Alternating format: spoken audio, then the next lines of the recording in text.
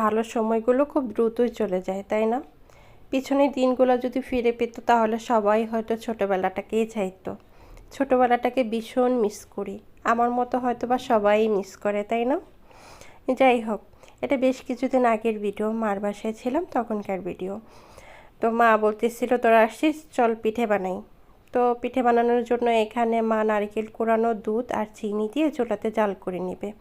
তো আমিও গেলাম, গিয়ে মার সাথে কথা বলতেছি আর আমি একটু নাড়াচাড়া করে নিলাম, একটু ভিডিও করে নিলাম, পাশে বসা ছিলাম, তো কথা বলতেছি আর এখানে চুলাতে জাল হচ্ছিল। তো হয়ে গেছে, কি সুন্দর একটা কালার আসছে।